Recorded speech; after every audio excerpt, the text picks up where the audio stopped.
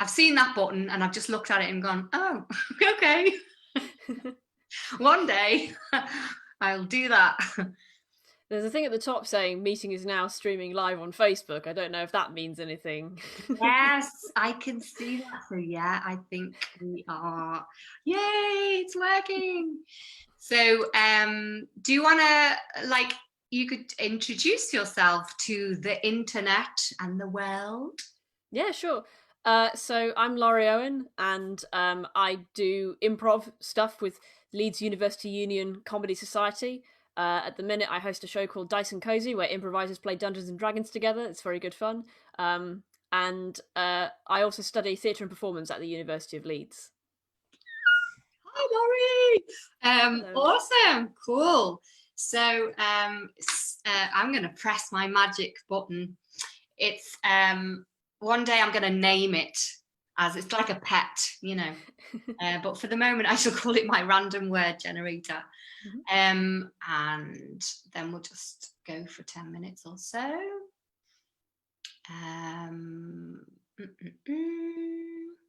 Work. I hope it. Why isn't it working? Yeah.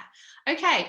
The first word in my list that I saw here is resignation. Resignation. Resignation. So I will put my timer on. 1 second. Yeah. So yeah, resignation. I just can't believe that you're sacking me. Like, we're supposed to be friends. Well, the thing is, we've had to downsize, as you know. There's not much call for ceramicists at the moment, and I've only got a very small studio. So... But people having weddings love ceramics, all right? They add atmosphere, they add rusticness, they add, you know, a bit of clay, a bit of earthiness.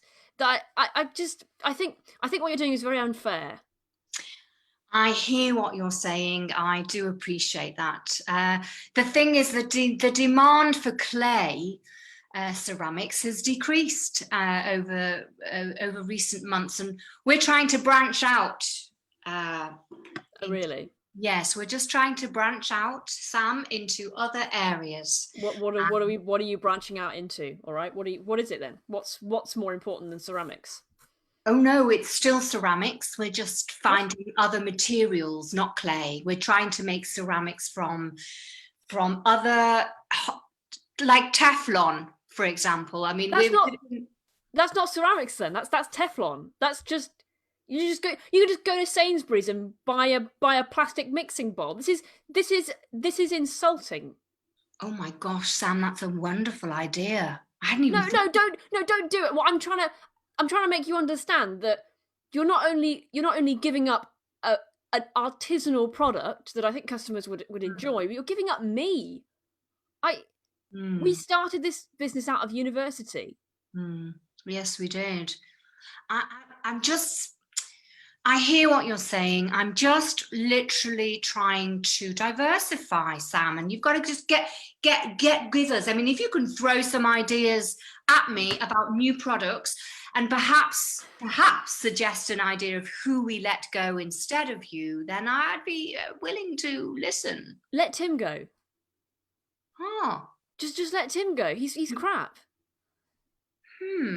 Would you say that's an objective judgment, or is it an objective judgment that he's crap? Yes.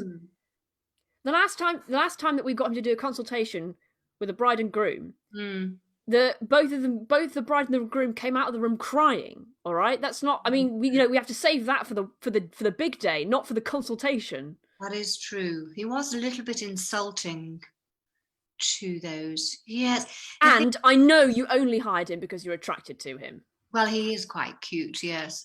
But no, let me refute that allegation straight away, Sam. Yes, he's very, very attractive. He is. But having said that, I am a fair and square employer.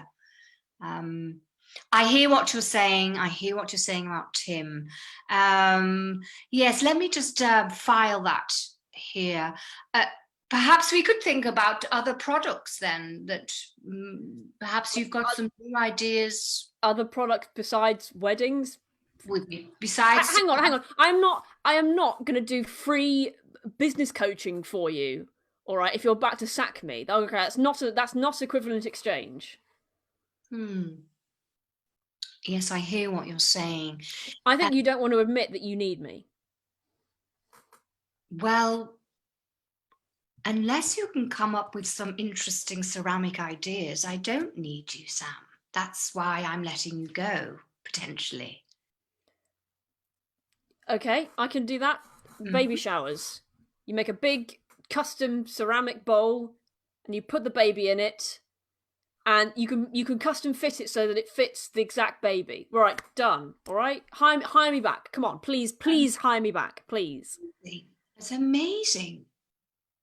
What would this bowl be made out of? Bearing in mind we're trying to experiment with non-clay ceramics. So what perhaps material could this bowl be made of? I'm sure I can find. I actually heard of a kind of plastic. It looks exactly like clay, but it is plastic. So I think that would be great. Interesting. I'm liking this. It's not clay. And it's not clay at all. No, it's a non-clay ceramic. I'm liking. Do they have it in different colours? Yeah. Green, yellows. I mean, beige, brown. You know, the sort of clay colours, but it's not clay. I'm sure that would work. Not sure about a brown beige baby shower bowl. We can paint it. We can paint it. We could paint it. Yes. Sam, I'm enjoying this conversation. You're doing a very good job of protecting your job here. I'm being persuaded, I have to say. Is there perhaps another little idea for a non-ceramic suggestion? We made a deal 3 years ago that if I was going to do this with you, I'm 100% ceramics.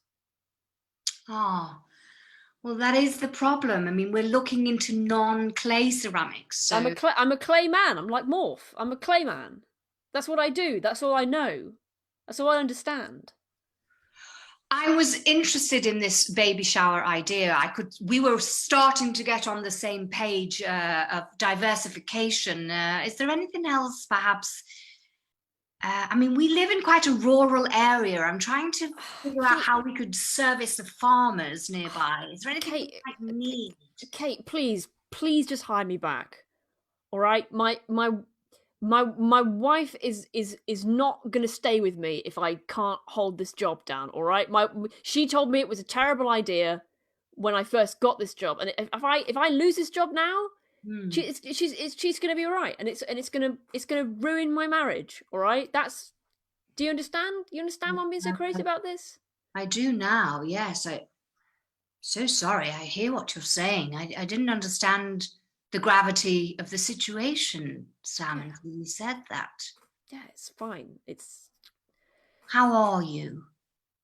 I'm not so good. She doesn't understand. She looks at the bowls and she just sees a bowl. You know, I look at the bowl and I see a life, a history in clay. And this job is where I get to do that. This job is where I get to express that and share it with other people. At weddings, I get to share ceramics at weddings. The most beautiful events that humans can experience. You know, the union of two people, sometimes more, with some beautiful ceramics in the background. You know, framing the image. You know. Yes, I hear what you're saying. I'm quite moved, Sam. Quite moved. I can see you're upset. And I have to say, much as I have got a soft spot for Tim, you're flying with these ideas. You really are. I mean, your enthusiasm is... I'd forgotten in all the paperwork and administration and business rates, I'd actually forgotten the meaning of ceramic and the signification, the symbolism, the importance of ceramic in life events, weddings, baby showers, funerals even. Yeah, I remember the look on your face when you came into my ceramics workshop 5 years ago and you saw the work I was doing. I saw the look on your face and I knew I'd found, well, I thought I'd found someone who understood like I did. Yes, I did. I did then. And I feel like I've lost my way slightly. I just feel like I've been bogged down by bureaucracy and taxes.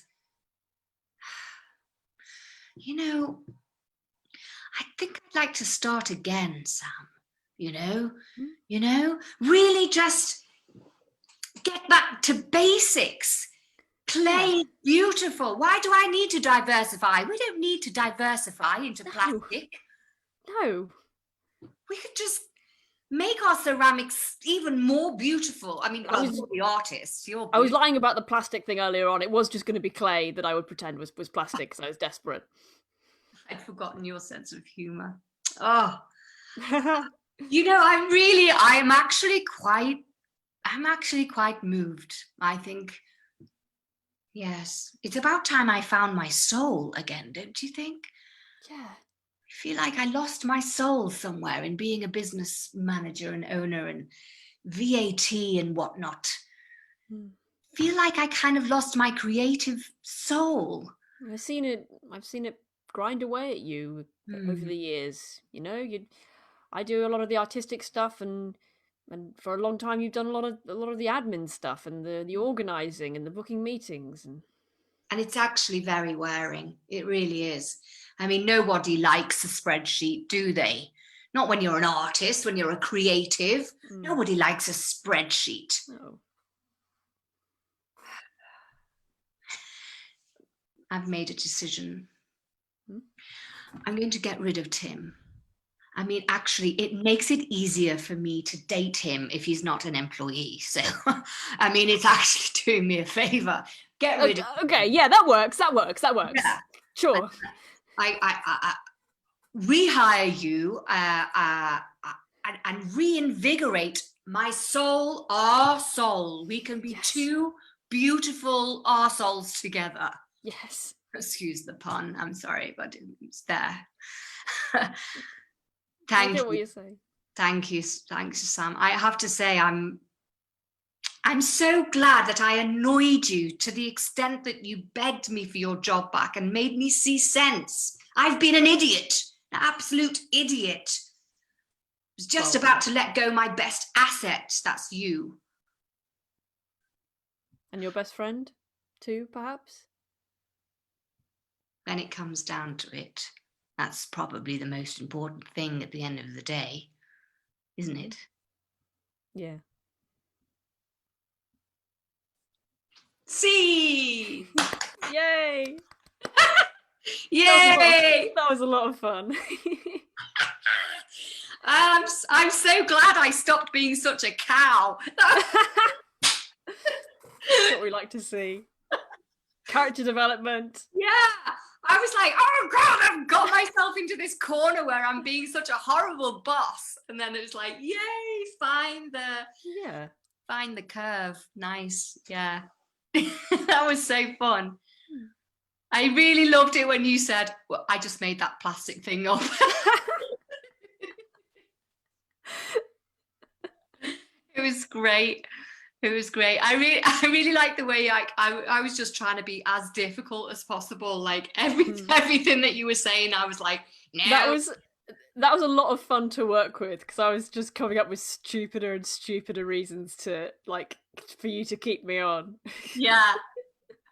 And the cool thing is, it's like I always find this as well with scenes. It's like the thing that often makes such a big difference is the emotion, isn't it? Like when your character said, this means a lot to me because, and then the marriage and the, divorce and whatnot. And I was like, actually, that's what really turns scenes, I find often in any scene. It's like get into the emotion of it. And it really, yeah, I thought that was a great choice that you made. Yeah, really nice. Good move. So how did you first start improvising? So, I said earlier that I'm on a theatre and performance degree. I originally wasn't. So in 2016, just after I left college, I was convinced that I had to do a computer science degree, because I was like, I need to get a job. I can't do theatre. There's like that's the wrong thing to do. I did that course for 6 weeks and I hated it, and so I came back to Nottingham, and I had nothing on my schedule for the first time in years. And I'd wanted to do improv for a long time, and I'd never managed to make time for it in my schedule. And so I started going to MissImp's Thursday workshops, which and I just really fell in love with improv, and I really fell in love with the community. Like I made friends very quickly, and I made sort of, it was the first time I'd really made friends with adults, and it was the first community I entered where I felt like an adult among adults, and that meant a lot to me as an 18-year-old. Um, and so, and yeah, and I was in such a terrible place because I was like, my whole future that I'd planned to do computer science since I was like 14. So this plan that I'd had for several years just disappeared, and I was like, oh God, what the hell do I do? And I ended up coming to Leeds and studying theatre and performance, which is the best decision I've ever made. Um, but also improv has given me a perspective on theatre that is very different to a lot of theatre practitioners. I think, like, I don't know what your experience has been, but I've talked about this a few times. It seems like theatre academia, when it talks about improv, doesn't really talk about American style improv, and like long form and the Armando and stuff are these completely unfamiliar terms. And like improv is used in theatre, but very much in a like, we're going to use this to develop characters rather than like the way that I like to teach improv, which is I'm not going to teach people to be funny or how to do theatre necessarily. I'm going to teach people how to be less scared, how to be more confident, how to have more confidence in their creative voice, to add ideas to a discussion. And it's I want to see more of that practice in the theatre world, because it teaches these not only these teamwork skills, but this sense of self-confidence, but also how to make other people look good, which I think is an idea not often expressed enough in acting training. So, It's almost an antithesis, isn't it? Because like in actor training, or even the sort of practice often of acting as a craft, it's often about the I, yes. I have this amazing speech, I have this amazing soliloquy. Yeah, it's in my experience, it's very much been like, what's going on in my head. There are exceptions, but like quite a lot of the stuff is very much like, what's going on in my head. What do I think about this? What am I doing? Yeah.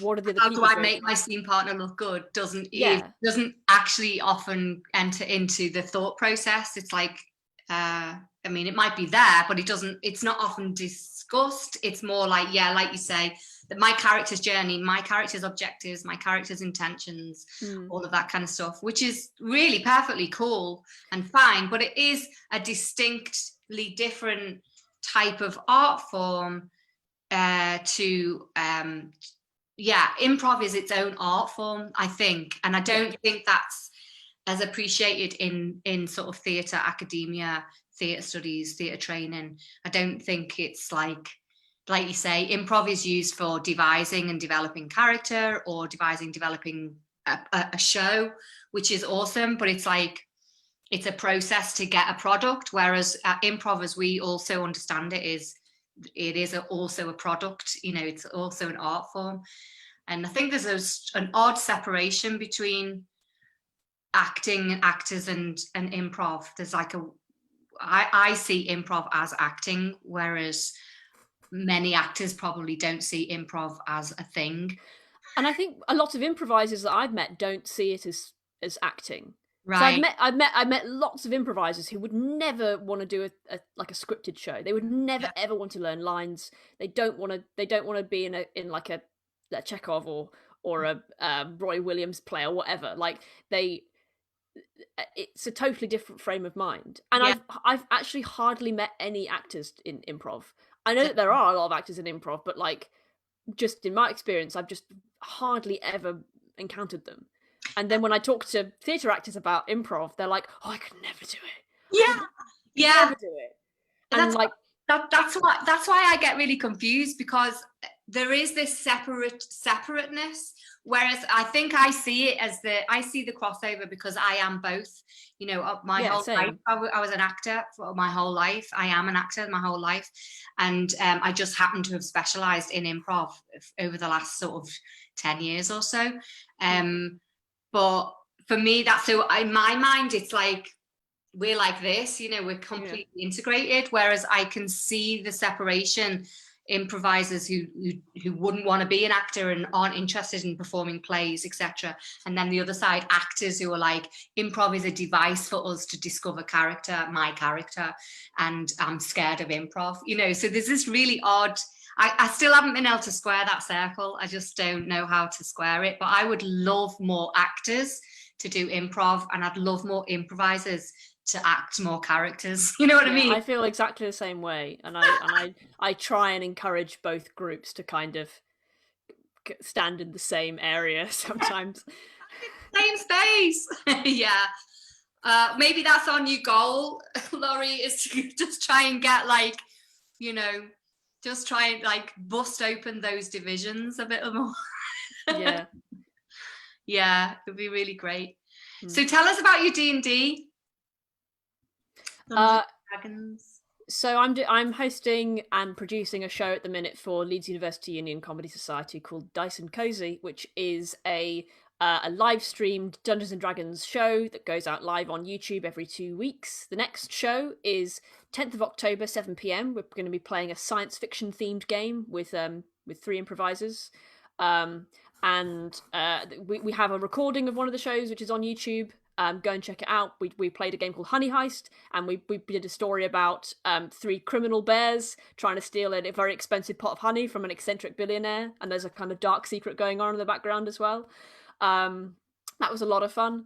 So that show is a D&D show that is cast exclusively with improvisers, and it's been so much fun already. And I hope to do more shows. We are fully cast, but I hope to do more shows after it.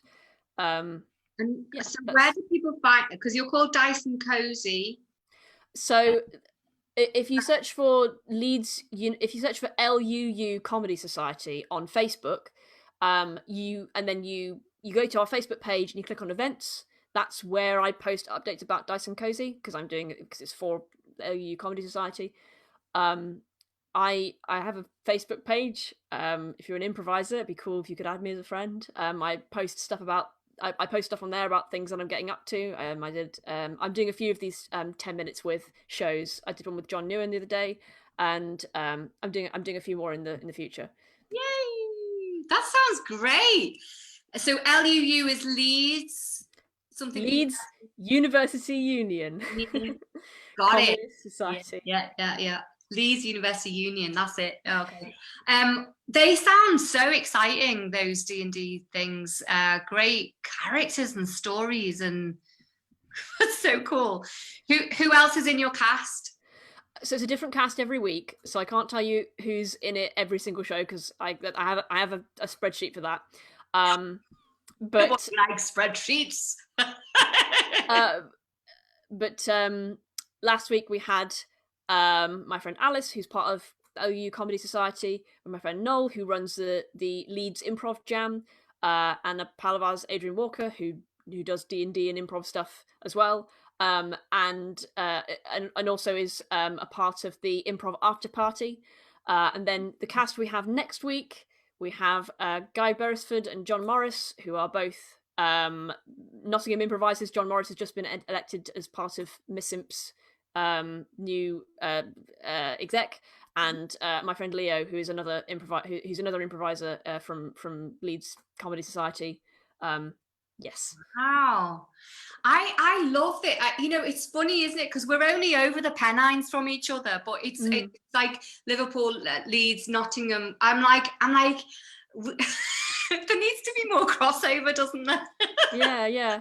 It's really nice to get to play with you and get to know you and what's happening on that side of the Pennines. That's really cool. Yeah. It's nice. That was an absolute pleasure to do that scene with you. What a funny scene. Yeah. And great to chat, great to meet you.